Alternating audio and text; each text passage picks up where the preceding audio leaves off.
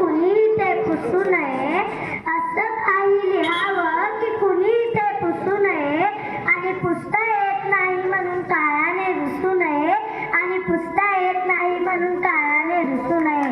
असाच काहीसा इतिहास लिहून ठेवला आहे न पुसता येणारा, ज्या इतिहासानं शिक्षण पर्वात एका नव्या क्रांतीचा उदय केला, ज्या इतिहासानं शिक्षणापासून अलिप्त असणाऱ्या तमाम बहुजनांच्या कष्टकऱ्यांच्या मुलांना शिक्षण प्रवाहात आणून त्यांच्यात आमूलाग्र बदल घडवला.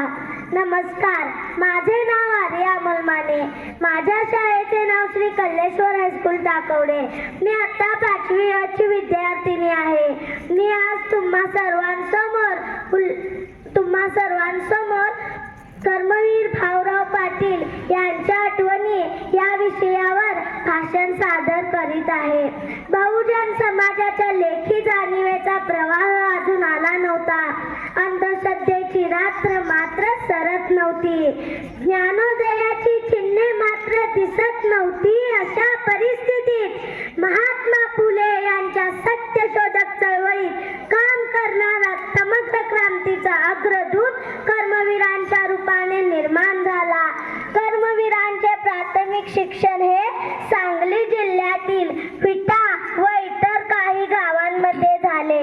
ते लहानपणापासूनच कुस्ती, मल्लखांब व पोहणे या क्रियांमध्ये पटाईत होते. कर्मवीरांना सारा बहुजन समाज यांच्यापर्यंत खऱ्या अर्थाने शिक्षण पोहोचवून त्यांना जागे करायचे काम कर्मवीर भाऊराव पाटील यांनी केले. त्याबद्दलचा हा एक किस्सा आहे. एकदा कर्मवीरांच्या घरी काही पाहुणे जेवायला आले होते. आता गोडधोड जेवण बनवलं होतं. जेवायच्या पंक्ती बसल्या आणि नेहमीचाच आलेल्या पाहुण्यांचा एक प्रश्नच असतो, काय करतं तुमचं पोरग? बस हाच प्रश्न त्यांनी पायगोंडा पाटील म्हणजेच कर्मवीर भाऊराव पाटील यांच्या वडिलांना विचारला. काय करतात आपले चिरंजीव? त्यावर पायगोंडा पाटील म्हणाले, खूप महत्वाचं काम करतो. पाहुण्यांनाही जरा आश्चर्यच वाटले. त्यांनी विचारले, असं कोणतं महत्वाचं काम करतो? त्यावर पायगोंडा पाटील म्हणाले, काही नाही हो, 2 वेळेचं खातो आणि गावभर हिंडतो. बाजूलाच असलेल्या लक्ष्मीबाईने म्हणजेच कर्मवीर भाऊराव पाटील यांच्या पत्नीने हे शब्द ऐकले व त्यांचे डोळे पाणावले. जेवण वाढताना कर्मवीरांच्या ताटात लक्ष्मीबाईंच्या डोळ्यातील अश्रू पडले. त्यावर पाहुण्यांसमोर झालेला अपमान आणि आपल्या स्वतःच्या पत्नीसमोर झालेला अपमान त्यांना सहन झाला नाही. ते ताडकन ताट्यावरून उठले आणि नीट सातारा गाठला. घरातून तर निघून आलोय, काय करावं सुचत नव्हतं. शेवटी किर्लोस्कर कंपनीत प्रचारक म्हणून नोकरी सुरू केली. त्यानिमित्तानं कर्मवीरांना महाराष्ट्रात फिरणं आलं. महाराष्ट्रात फिरताना त्यांच्या लक्षात आलं की आजही माझ्या देशात दारिद्र्य आहे, मुलं शिक्षणापासून वंचित आहेत. आजही माझ्या देशात अस्पृश्यता आहे. हे सर्व कर्मवीर भाऊराव पाटील यांनी पाहिले व डोळ्यात आणि डोक्यात विचाराची ठिणगी पेटली. सारा महाराष्ट्रातील दारिद्र्य डोळ्यासमोर उभे राहिले. शिक्षणाची बिकट अवस्था डोळ्यासमोर उभी राहिली आणि विचाराचं चक्र सुरू झालं. माझा जन्म कशासाठी? माझा जन्म कशासाठी? मी का जगतोय? असा हा ध्येय असाच वाया जाऊ द्यावा.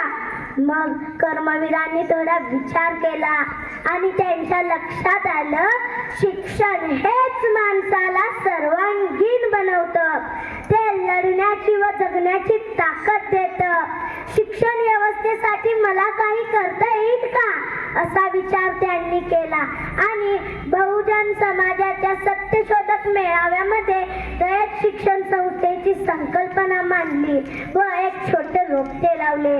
बघता बघता त्या छोट्याशा रोपट्याचे रूपांतर मोठ्या वटवृक्षात झाले आणि स्वावलंबी मुलांना कमवा आणि शिकाचे त्यांनी मूल मंत्र दिले. केले. भारत सरकारने त्यांना 26 जानेवारीला 1959 ला पद्मभूषण पुरस्कार देऊन सन्मानित केले. आज रयत शिक्षण संस्था ही आशिया खंडातील सर्वात मोठी रयत शिक्षण संस्था आहे. शेवटी इतकंच म्हणेन की हा इतिहास येणाऱ्या भावी पिढीस अत्यंत प्रेरणादायी ठरणारा आहे. स्वावलंबी शिक्षणाचा दिला मूल मंत्र, स्वावलंबी शिक्षणाचा दिला मूल मंत्र, कमवा आणि शिकाचे अचूक साधले तंत्र, कमवा आणि शिकाचे अचूक साधले तंत्र. बोध वृक्ष वटचिन्हाची निवड योग्य केली, बोध वृक्ष वटचिन्हाची निवड योग्य केली. ज्ञानाची ही गंगा घरोघरी पोचवली, ज्ञानाची ही गंगा घरोघरी पोचवली. शिक्षण हेच कर्म आणि समाजसेवा हाच धर्म, शिक्षण हेच कर्म आणि समाजसेवा हाच धर्म असं मानून त्यांनी आपलं आयुष्य दुसऱ्यांसाठी वाहिलं, असं मानून त्यांनी आपलं आयुष्य दुसऱ्यांसाठी वाहिलं. असं मानून त्याने आपलं आयुष्य दुसऱ्यांसाठी वाहिलं. एवढे बोलून मी थांबते.